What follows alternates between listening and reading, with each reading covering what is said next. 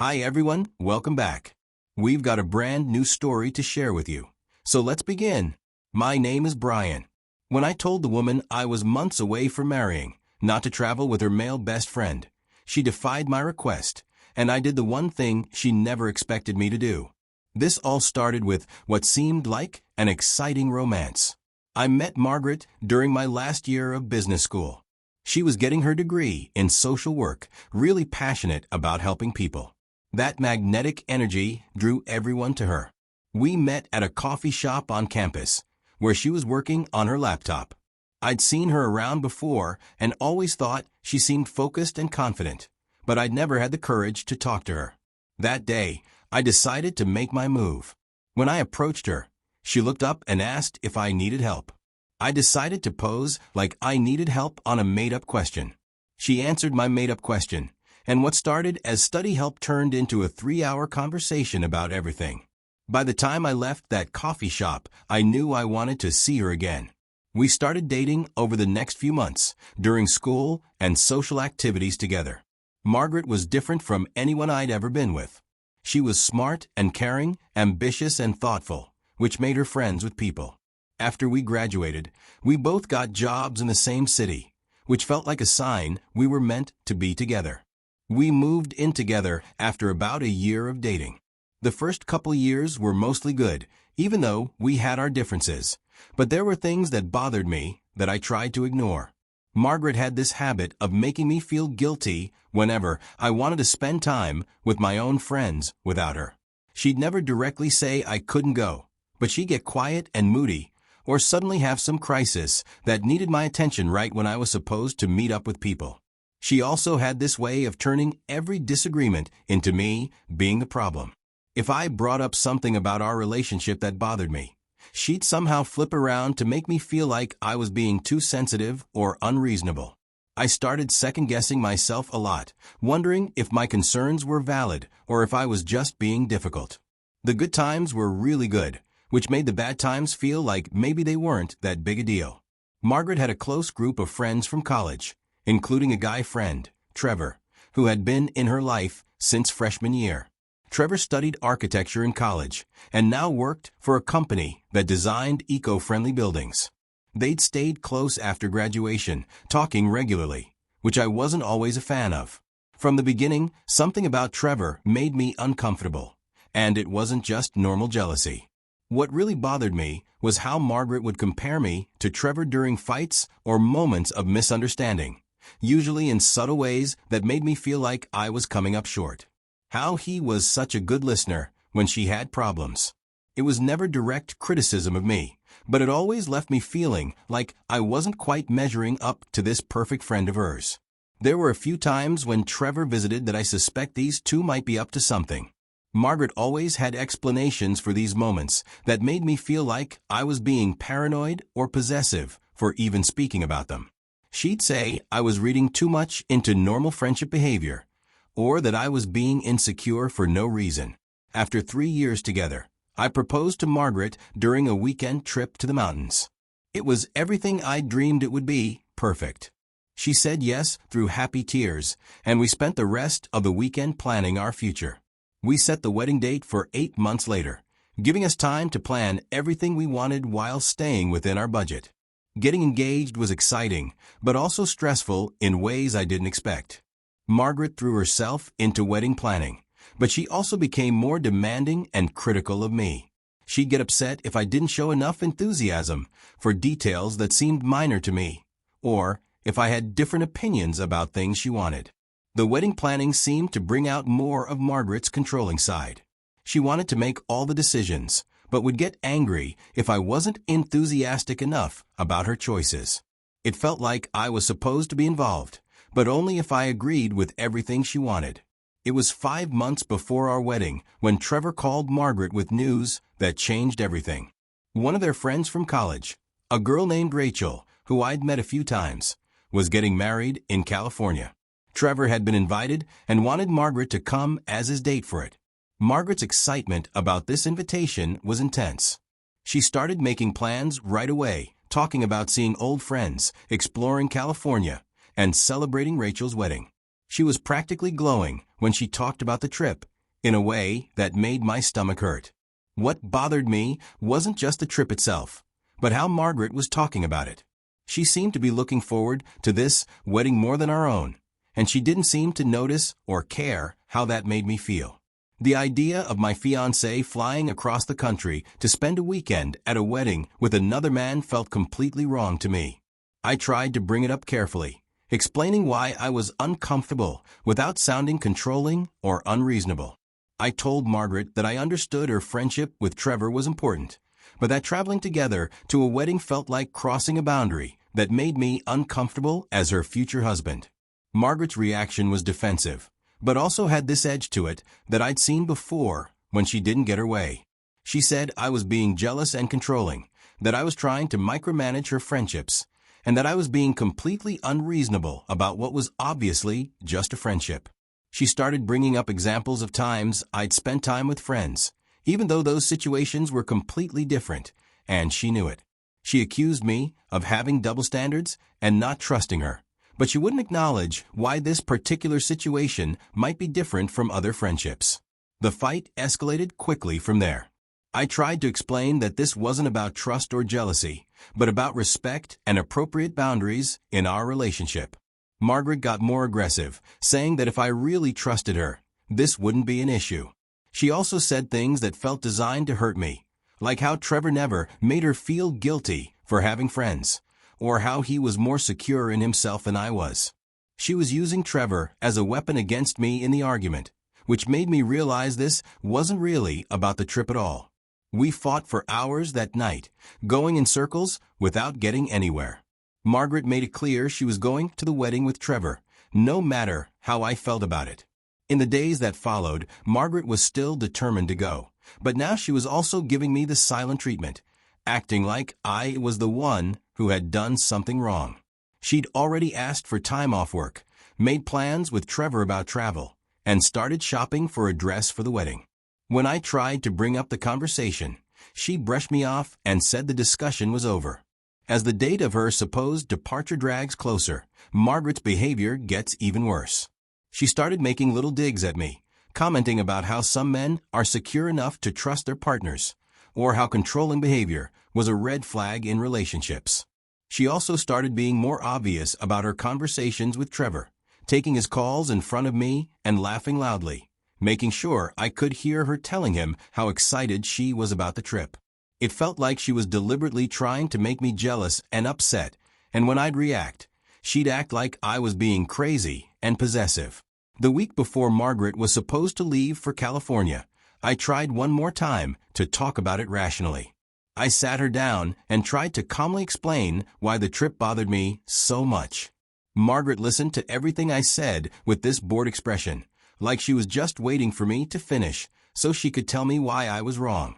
Her response was the same as before, but this time she added that maybe I needed therapy to deal with my insecurity issues. That conversation ended with me feeling like I was losing my mind. Margaret left for California on a Saturday morning. I refused to drive her to the airport, but she got Trevor to pick her up, which felt like one final slap in the face. I watched from our window as Trevor's car pulled up and saw Margaret practically skip down to meet him. The wedding was on Monday morning. During the weekend, Margaret sent me a few texts with updates about her trip, but they felt cold. She and Trevor had arrived safely, the weather was nice, and they were catching up with old friends. Her messages felt like she was checking a box, rather than actually communicating with her fiancé. I didn't bother to respond. The next morning, being Sunday, I woke up to find out that she had posted something on social media that felt like a knife to my heart. The post was a photo of Margaret dressed up and looking beautiful with a caption that devastated me. "Men think they own you, #independent." She likely posted late the previous night, as the post had already gotten dozens of likes and comments from friends. People were sharing their own stories about controlling partners. She had turned our private relationship disagreement into a public statement about my character. I stared at that post for what felt like hours, reading through the comments. But what really got to me was realizing this had probably been her plan all along after I told her not to go to that event with her best friend. The way she'd been escalating our fights the comments she'd been making about controlling men, the way she'd seemed to enjoy my discomfort about the trip. It all felt calculated now, like she'd been setting up this narrative where she was the victim and I was the villain. Margaret has always wanted to have complete control in our relationship while making me feel guilty for having any boundaries at all. I didn't respond to the post. Instead, I made a decision that surprised even me with how final it felt. I changed my social media status to single, sent messages to close friends and family explaining that the wedding was canceled, and started making phone calls to vendors to cancel our arrangements. The next few hours were a blur of difficult conversations and practical details. I called the venue, the caterer, the photographer, the florist, and the band, explaining that the wedding was off and asking about getting our money back. Some vendors were understanding and were willing to refund our deposits. I also called Margaret's parents out of respect and my own family to explain that the engagement was over. These were some of the hardest conversations I've ever had, trying to explain what happened without going into too much detail about Margaret's behavior. Both sets of parents were shocked and upset, asking if this was something we could work through with counseling or time. While I was making these calls, I also started packing Margaret's stuff. We'd been living together for over 2 years, and she had a lot of things in our apartment. Clothes, books, personal items, and furniture she'd brought when we moved in together. I packed everything carefully into boxes and bags, trying to be respectful even though I was furious about what she'd done.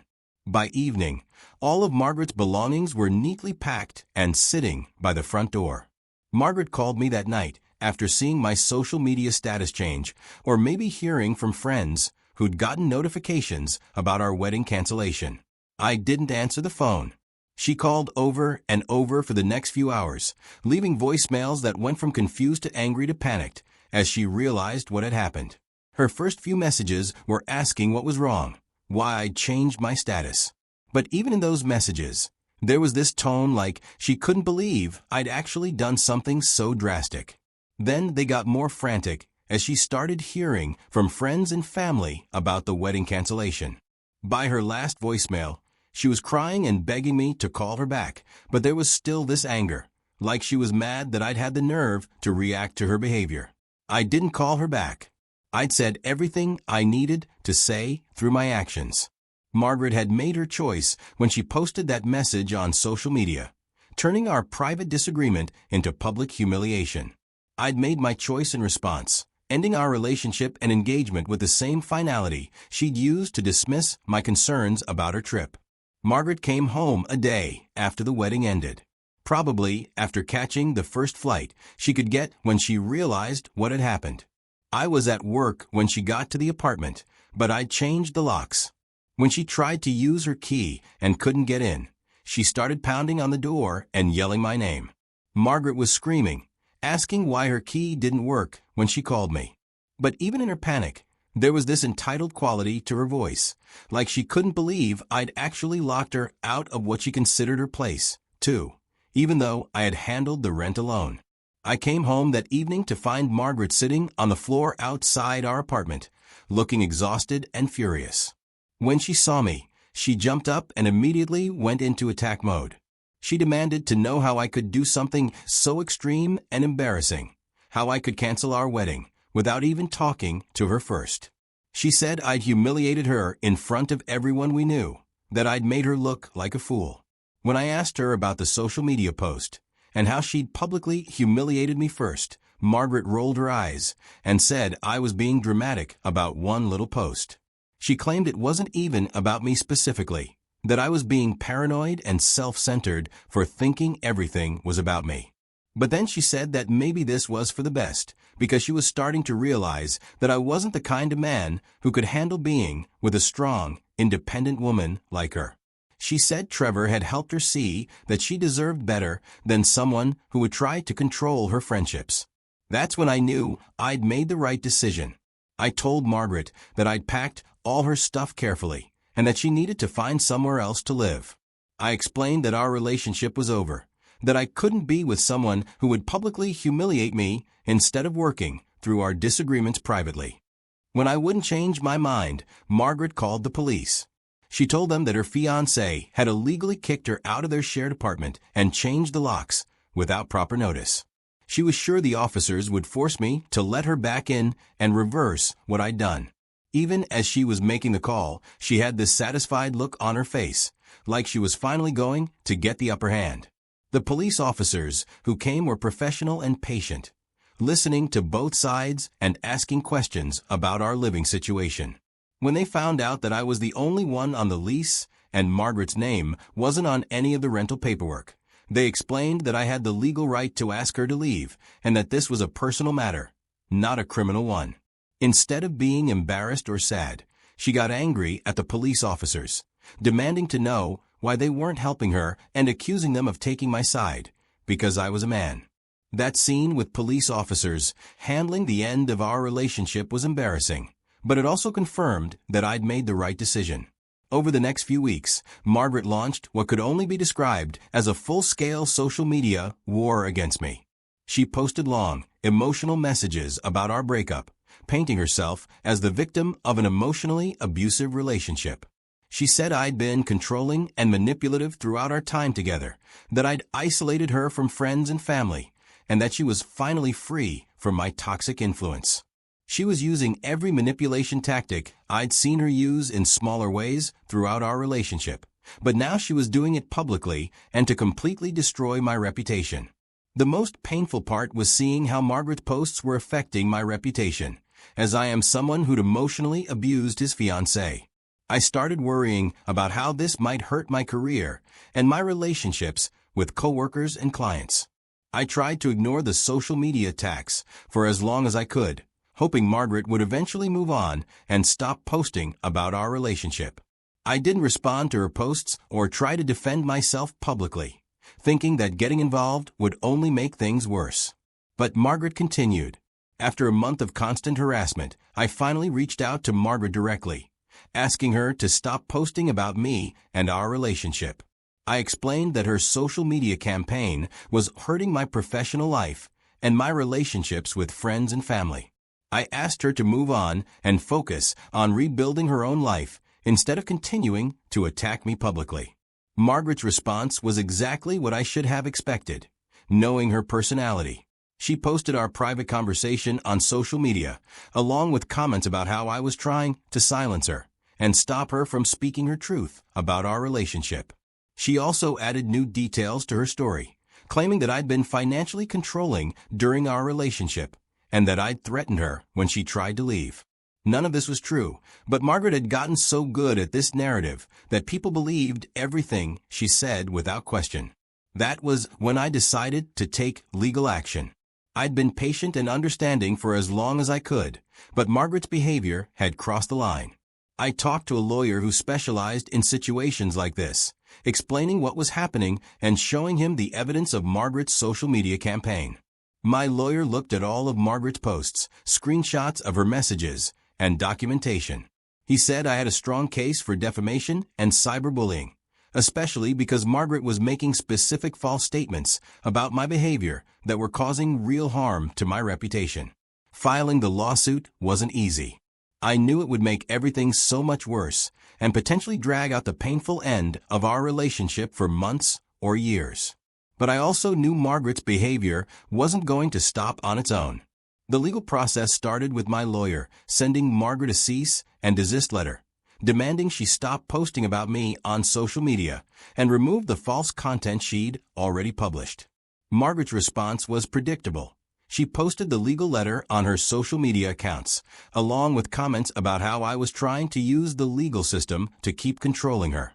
She also started a new round of posts about how men use lawsuits to intimidate and silence women who try to speak out about abuse.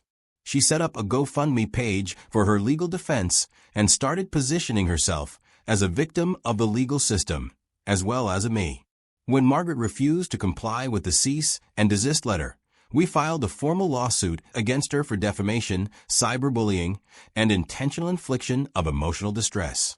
The lawsuit detailed the false statements Margaret had made about me, documented the measurable harm to my reputation, and asked for both money damages and a court order requiring her to stop her social media campaign. Margaret hired a lawyer as well and prepared to fight the lawsuit, apparently believing her version of events would be proven right in court. But as the case progressed, Margaret's confidence started to fade. The discovery process required both sides to provide evidence supporting their claims, and Margaret's lawyer was struggling to find proof of the abusive behavior she'd been claiming publicly. My lawyer collected testimony from friends and coworkers who could speak to my character and document how Margaret's social media campaign had affected my reputation.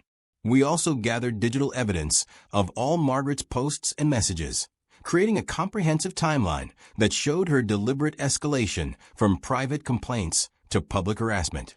Margaret tried to settle the case several times as it became clear she was likely to lose. She offered to remove her social media posts and issue a public apology in exchange for my dropping the lawsuit. But by this point, the damage to my reputation was significant, and I wanted a formal judgment that would clear my name and send a message that this kind of harassment wouldn't be tolerated. The trial lasted 3 days, during which both sides presented their evidence and arguments. Margaret testified on her own behalf, but even on the stand, her manipulative patterns were obvious. But when my lawyer questioned her about specific claims she'd made, Margaret couldn't provide evidence to support them. She'd claimed I'd been financially controlling, but had to admit I'd never restricted her access to money. She'd claimed I'd isolated her from friends, but had to acknowledge that I'd never prevented her from seeing people. The judge's ruling was immediate. He found that Margaret had indeed engaged in defamation and cyberbullying, making false statements about my character that had caused measurable harm to my reputation. The court ordered Margaret to pay me about $35,000 in damages, representing compensation for the harm to my professional reputation, the emotional distress caused by her harassment campaign, and the legal fees I'd spent defending myself. Margaret was also required to remove all false content from her social media accounts and post a public retraction acknowledging that her previous statements had been false. Margaret's reaction to losing the lawsuit was a final display of her true character. Instead of taking responsibility or showing any remorse, she posted briefly about being silenced by the patriarchy and claimed the legal system was biased against women. Even in defeat, she couldn't acknowledge that her behavior had been wrong. Looking back on this experience now, I can see all the red flags that were there by the time we got serious and moved in. Margaret's need to be the center of attention, her way of making me feel guilty for having boundaries, her habit of using other people as weapons in our arguments. These weren't new behaviors that emerged during our breakup. I learned that love isn't enough if it comes with manipulation and disrespect. Margaret may have cared about me in her own way, but she cared more about having control and getting her way than about treating me like an equal partner. The legal battle was exhausting and expensive, but it was necessary for protecting my future. Sometimes people ask me if I regret how I handled the situation, whether I should have tried harder to work things out with Margaret. My answer is always the same. The person I thought I was in love with back in college was different from who I was living with and getting ready to marry. Standing up for my boundaries wasn't about controlling Margaret or punishing her for having friends. It was about refusing to accept treatment that felt disrespectful and manipulative. I hope Margaret eventually learned something from this experience, even as she paid and made a public apology, though I doubt it. People with her patterns rarely take responsibility for their actions or change their behavior. More likely, she's found new people to manipulate and new ways to avoid dealing with the consequences of her choices.